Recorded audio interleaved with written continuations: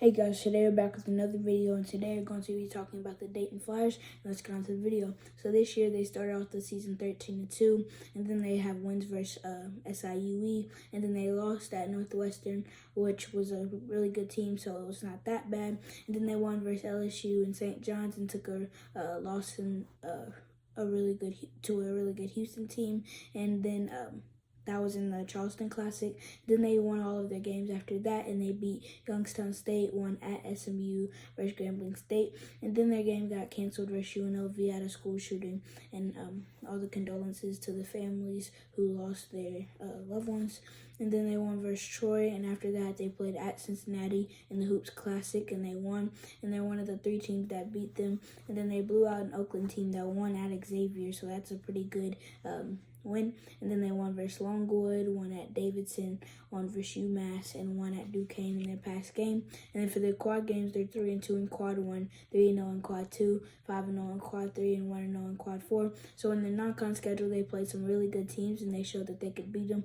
But their conference isn't the best, even though they have some good teams in there. And they don't have another quad 1 game to play this season, this regular season at least. And that affects their ranking in March Madness and the AP poll, because they've been 13-2, and the other teams that are probably have the same record, they're really high. Like UConn, they're 14-2, just got 15-2 though, and they're the 1 seed. But Dayton basically has the same record, but just they're 17 because their strength of schedule isn't that good.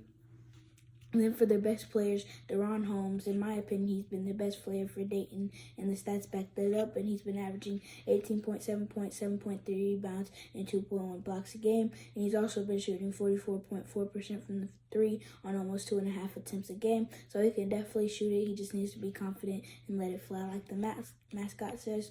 And then Nate Santos, he was a transfer from Pittsburgh that played, but he didn't get to play that much. But now he took the jump from 1.6 points a game to almost 12 points and 7 rebounds while shooting 48% from 3, which is really good. And then there's Kobe Brea. He's a senior that also made a pretty big jump, and he's averaging 11 points, almost 4 rebounds, and he's shooting 48.3% from 3 and 6 attempts a game, which is the best on the team. And then last but not least, there's Kobe Elvis, and he's been averaging 10.3 points, 3.3 assists, and he's been shooting 97.2% from the free throw line, which is really good. And they did lose to Monty Camara to the NBA draft, and they also lost Mike Sharp-Jumps to San Francisco. But other than that, they didn't really lose that much, and that is why I think that they can make it far.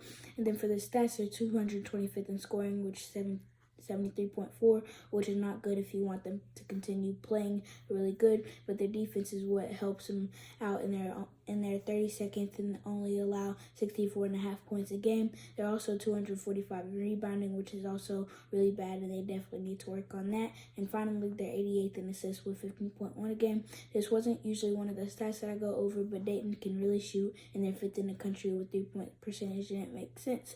And they do need to work on scoring and rebounding, but other than that, they're really good teams, and I think that they'll surprise some people in March Madness. And I noticed in the games that they struggled on 3 main things, which were turnovers, fouls, and offense. And then in the Northwestern loss, they only had 66 points, which is not good at all if you're a top team. And they also had 15 turnovers with 17 fouls as well.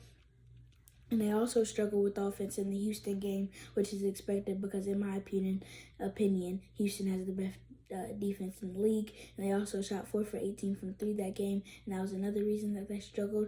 And like I said, they're 13-2 this season, but before the season, I thought they would go either 25-5 or 26-4. So I always knew they were a good team with kind of an easy conference schedule, but their non-con schedule was kind of hard, and that's where I thought their losses would come from. But now I still think that they'll go around the same range. And yeah, that's about it for this episode. Thank you guys for watching. Like and subscribe for more, and the next episode is Duke.